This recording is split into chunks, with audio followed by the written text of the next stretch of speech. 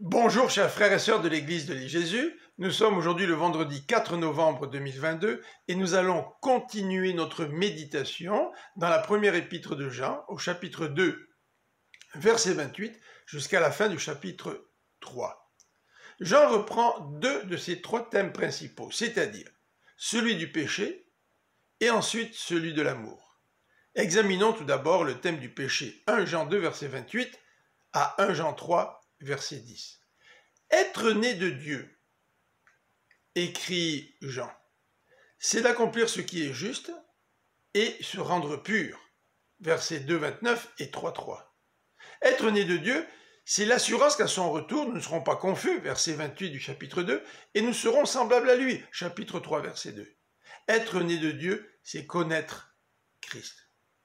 Et Jean va associer ce thème de la nouvelle naissance, ce thème de l'adoption, à celui du péché, en particulier dans les versets 4 à 10, où il est dit que Jésus est apparu pour ôter les péchés, et que Jésus n'a pas de péché en lui. Donc, celui qui est uni à Christ, celui qui est un enfant de Dieu, ne pêche plus.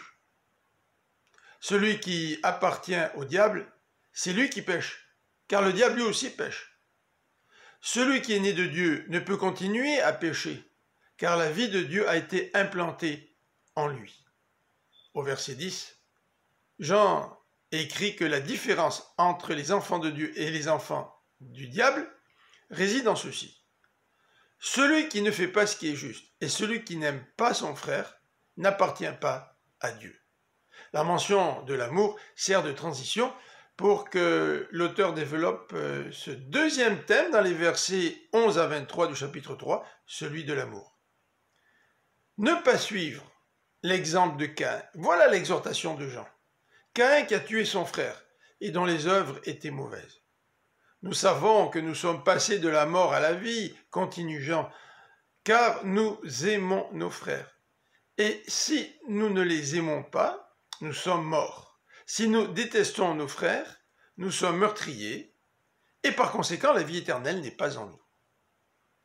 Jean va poser 2 ou 3 questions dans cette section. La première, comment savons-nous ce que c'est que d'aimer?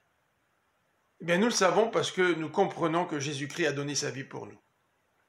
Que notre amour ne se limite pas à de belles paroles, écrit Jean, mais qu'il se traduise en actes. Et nous aurons, en conséquence, l'assurance que nous appartenons à la vérité, que nous appartenons à Dieu. De plus, si nous aimons en actes, nous avons l'assurance de l'exaucement aux prières, verset 22. Deuxième question. Qu'est-ce que Dieu nous demande? Dieu nous demande de placer notre confiance en Jésus-Christ, son Fils, et il nous demande aussi à manifester de l'amour les uns pour les autres. Troisième question que j'en pose. En quoi savons-nous que Dieu demeure en nous? Nous le savons à cause de l'Esprit qu'il nous a donné. Les paroles de Jean constituent une assurance qui nous est donnée par Dieu. J'espère que vous avez cette assurance que vous êtes enfant de Dieu et que vous le savez pour des raisons bien pratiques, notamment par l'amour que vous avez pour vos frères et sœurs. Je vous donne rendez-vous dimanche pour écouter la prédication de l'église de l'île Jésus sur notre chaîne YouTube dès 10h. Bonne fin de semaine, que Dieu vous bénisse.